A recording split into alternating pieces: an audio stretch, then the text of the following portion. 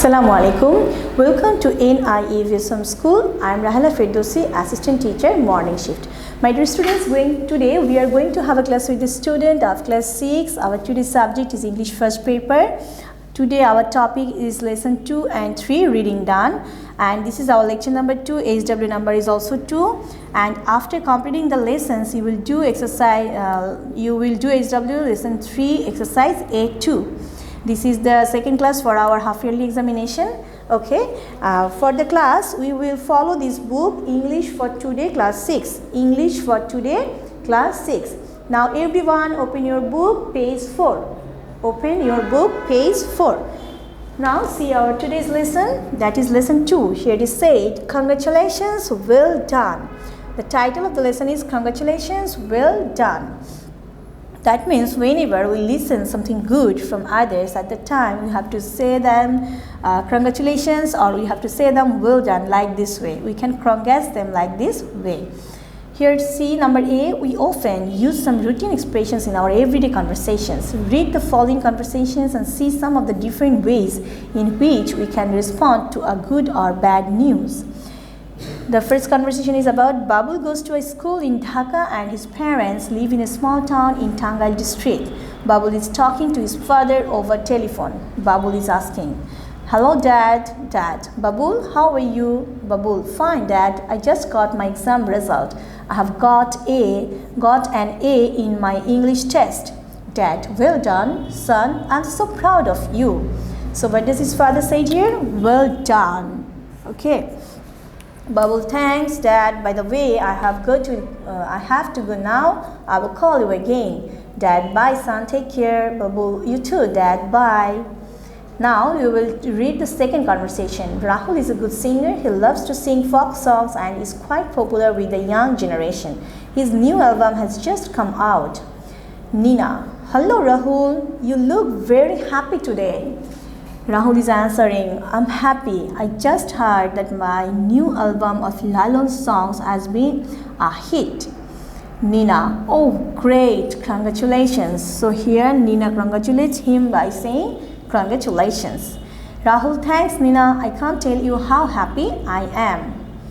Now come number 3. Manjur is a student of class 6 in a government high school in Rajbari. Recently, there was an inter-school essay competition on the occasion of our Independence Day.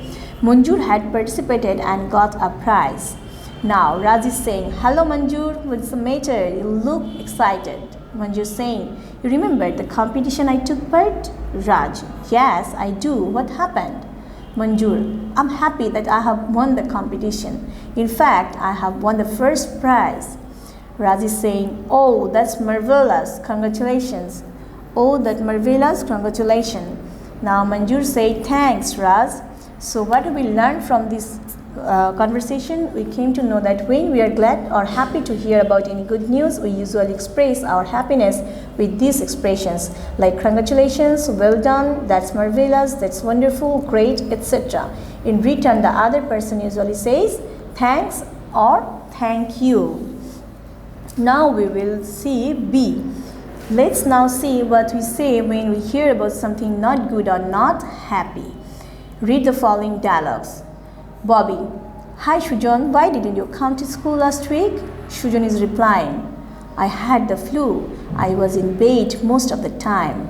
Bobby replying, oh, I'm sorry to hear that. How do you feel now?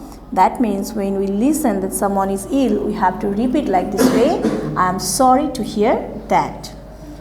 Now see conversation number 2. Shakil, hello Manik, why are you so quiet today? Manik is saying, did you see that pain my father gave me?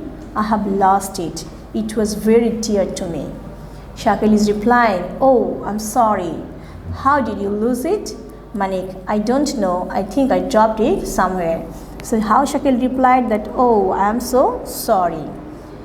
Now see number 3, Shanu. Hi Munira, have you seen the result? Munira, yes, I have failed in my math test. Shanu, oh, that's bad luck. Munira, I don't know how to tell my parents. Shanu, I think they will understand. I know you will do better next time. So whenever we listen something bad, we say, I'm sorry to hear that, or I'm so sorry, or that's bad luck. Okay, now in language focus we can see that when we hear about any bad news we say I'm sorry to hear that, or that's bad luck, etc. In response the other person usually doesn't say anything. So what have we learned from this? What would you say to somebody who has won a lottery? We can say him or her congratulations, well done, like this.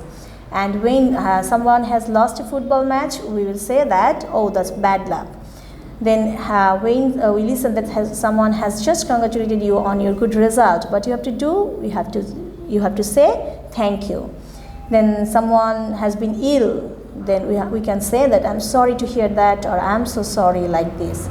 Or someone has been selected for a music program on TV. At that time we can say that marvelous, congratulations, well done, like this way.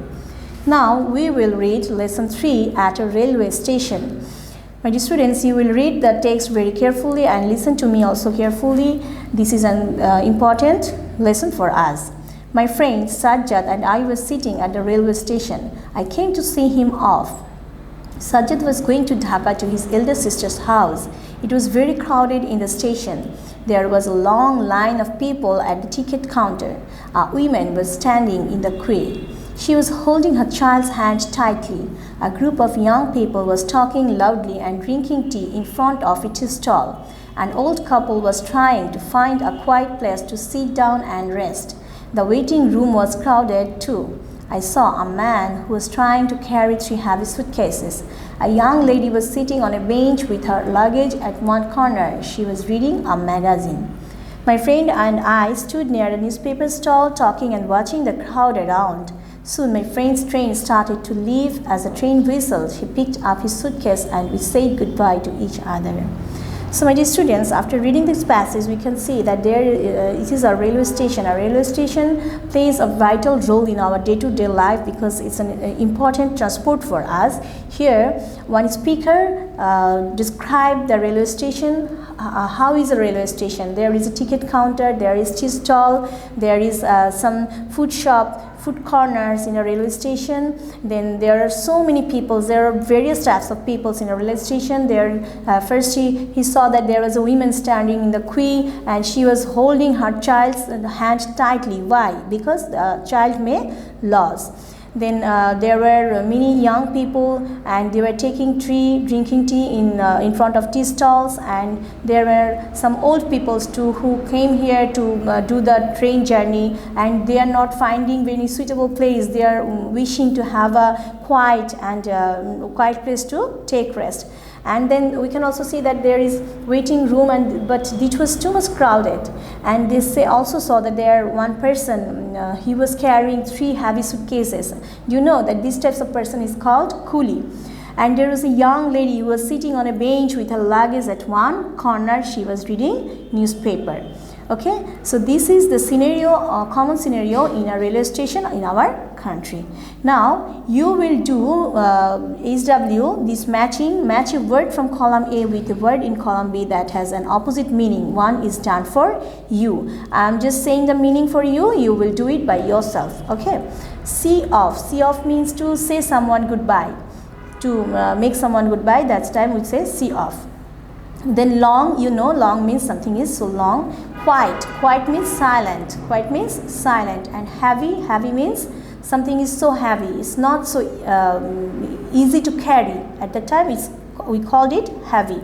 Pick up. Pick up means to take something up. To take something up. Then light. Light means something we can carry it very easily. That is light. Then busy. That means busy means it's not so easier to find. Receive, you know, receive means to take something. Then drop, that something has been fallen. And short, it has all been given. Short means something is short. So long is short, and other you will do by yourself. This is the opposite meaning. Okay, my dear students, this is all for today, and you must have a separate English first paper copy. Don't write English first paper topics in English second paper, and you must submit your SWs on Saturdays. Stay well, stay safe. Allah Hafiz. Assalamu alaikum.